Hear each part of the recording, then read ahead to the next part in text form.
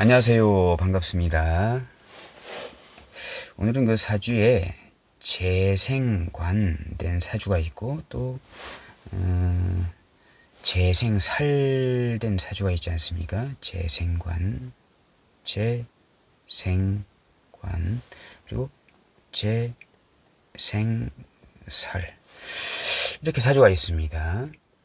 간목일간에 예를 들어서 여기 무토가 있고 편재가 있고 여기 정제가 있는데, 이제 월간에 신금이 있게 되면 재성이 정관을 생해주고 있습니다. 이렇게. 이것은 이제 재생관된 사주입니다. 근데 글자 하나 차이로 여기가 만약에 경금이다 이렇게 하게 되면 재생관이 아니고 재생살된 사주이다 이렇게 보시면 되겠습니다. 똑같은 재성이라도 그게 관으로 정관으로 연결이 됐는지 편관 살로 연결됐는지에 따라서 사주의 해석이 180도로 달라지게 되는 것입니다. 재생관, 만약에 예를 들어서 직장을 다닌다 라고 했을 때 재생관된 사주가 있잖아요. 그렇게 되면 월급이 잘 나오는 회사에 다니게 됩니다. 근데 재생살된 사주는 월급이 잘 나오지 않게 됩니다. 나왔다가 안 나왔다가 이렇게 하게 됩니다. 그리고 직장도 반듯한 직장, 재생관은요. 그리고 좋은 직장, 편안한 직장, 이런 데 다니게 됩니다. 근데 이제 재생살은요, 약간 이제 부조리가 있을 수 있는 직장, 그리고 일단 기본적으로 힘든 직장이 되는 것입니다. 그리고 이제 재생관된 사주는 직원 간의 또 유대 관계도 좋습니다. 근데 이제 재생살된 구조는 직원 간의 유대 관계가 썩 좋지 않습니다. 사람들 때문에, 직원들 때문에 상당히 스트레스가 받을 수 있는 구조가 재생살된 사주가 되는 것입니다. 그리고 이제 재생관은 이제 스트레스가 별로 없다. 스트레스가 이제 별로 없다라고 보시면 되고, 재생살된 사주는 스트레스가 상당히 자주 빈번하게 많이 발생된다 라고 보시면 되겠습니다. 그리고 이제 재생관된 사주는 업무를 맡아도 편안한 것만 맡게 됩니다. 근데 재생살된 사주는 항상 업무를 맡아도 힘든 업무만 맡아가지고 상당히 스트레스로 많이 작용을 하게 됩니다. 그리고 이제 재생관된 사주는 야근도 거의 없고, 또 주말에 회사 갈 일도 별로 없게 됩니다. 근데 재생살된 사주는 야근도 많고 주말에 툭 하면 이제 불러가지고 이제 잔업을 하라 이렇게 지침이 내려오고 하는 회사를 다니게 됩니다. 그리고 이제 재생관은 업무 대비 만족도가 상당히 높다. 근데 여기는 업무 대비 만족도가 상당히 낮다. 이렇게 보시면 됩니다. 그리고 이제 재생관된 사주는 일을 얼마 하지 않아도 승진이 빠르다. 승진이 빠르다. 재생살은 승진이 항상 늦다. 일을 뼈 빠지게 했는데도 승진에서 항상 밀리고 결국은 겨우겨우 막차를 타게 된다. 그래서 속이 탄다. 이렇게 보시면 되겠습니다.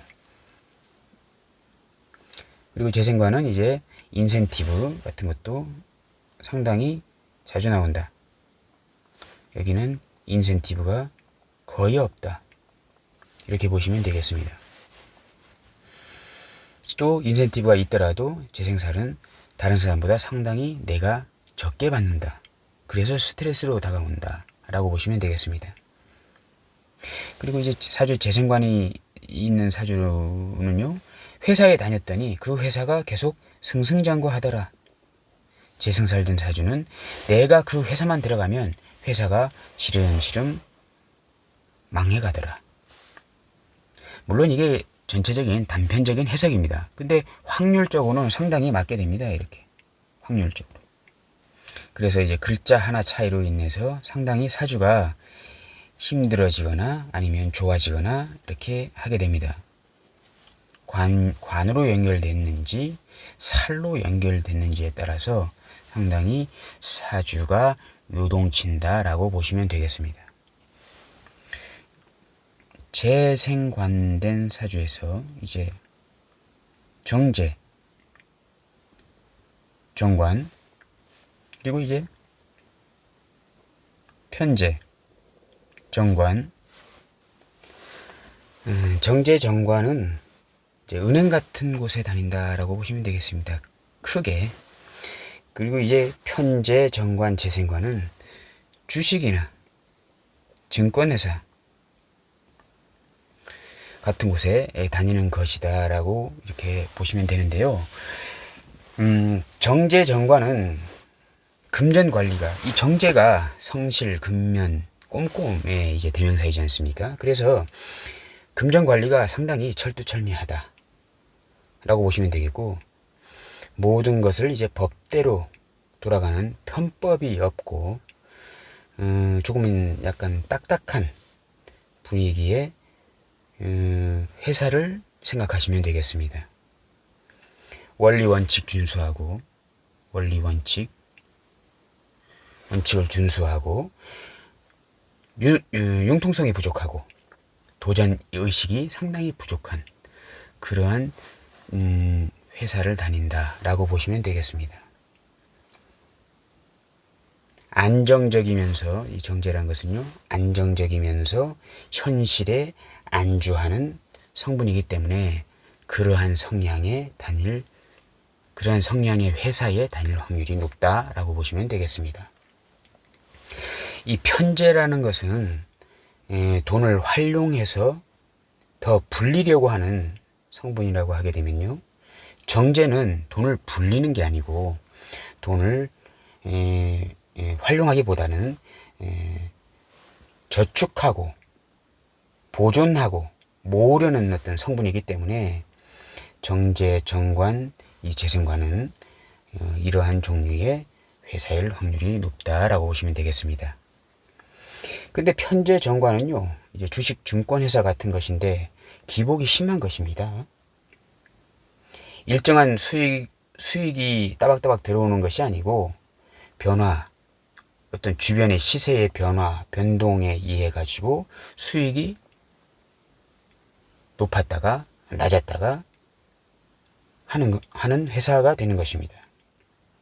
주변 환경에 따라서 수익이 변하는 것이기 때문에 매일매일 편법이 많고 유연하고 그때그때 이제 상황에 맞게 대처해야 하는 처세술이나 도전의식이 상당히 강한 성분이기 때문에 그러한 성분의 회사일 확률이 높은 것입니다. 그래서 이제 편제정관, 재생관은 정제정관, 재생관보다는 다르게 원리 원칙에 얽매이지 않고 상당한 융통성을 발휘하고 상당히 도전적인 성분이 강한 회사에 다닐 확률이 높다라고 보시면 되겠습니다. 조금 전에도 말씀드렸지만은 잘 아셔야 되는 것입니다. 정제는 돈을 아끼고 저축하고 모으는 성분이라면 편제는 아끼고 모으는 성분이 아닙니다. 돈을 항상 이 돈을 어떻게 활용해서 어떠한 돈을 더 크게 만들지라고 항상 고민하는 성분이기 때문에 상당히 사업적 기질이 강하고 도전적인 회사일 가능성이 높은 것입니다. 그래서 정제는 사업성이 아니고 이제 편제가 사업성이 강한 성분이 되는 것입니다. 그리고 이제 그 재생관 또 재생살 글자 하나 차이인데요.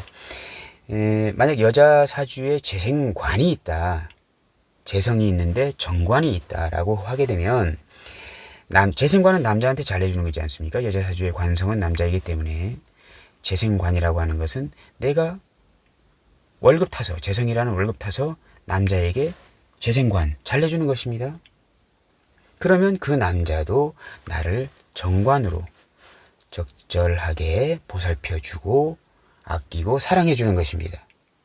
근데 여자 사주에 재생살이 있게 되면요, 내가 돈 벌어서 남편, 까칠한 평관 남편에게 갖다 주었더니 살로 돌아오는 것입니다. 살, 평관으로. 그러면 내가 돈을 벌어서 남자에게 갖다 주고 잘해줬더니 남자가 노름하러 다니고 술 먹으러 다니고 바람 피러 다니고, 그래서 나를 스트레스 받게 하고 하는 인자로 들어온다라고 보면 되는데요. 이것 또한 단편적인 해석입니다. 일단 이해하기 쉽게 단편적으로 해석하는 것입니다. 오해가 없으시길 바라겠습니다. 재생살이라도 사주에 픽업이 있어가지고 재성을 컨트롤을 해버리게 되면 이 평간의 흉의가 크게 작용하지 않습니다. 그리고 식상이라는 성분이 있어서 이 재성하고 떨어져서 먼 곳에서 평관을 다스려주면 이 또한 부정적인 상황이 그렇게 많이 나타나지 않게 됩니다. 그리고 사주가 양인격 사주다 라고 했을 때 이 재생살은 상당히 또 긍정적으로 쓰이게 됩니다. 양인의 직방은 평관이거든요. 평관이 특효약이거든요. 그 평관이 특효약인데 재성으로 평관을 키워주니까 상당히 긍정적으로 재생살이 발휘되게 됩니다. 오늘은 재생관, 재생살에 대해서 알아보았습니다. 감사합니다.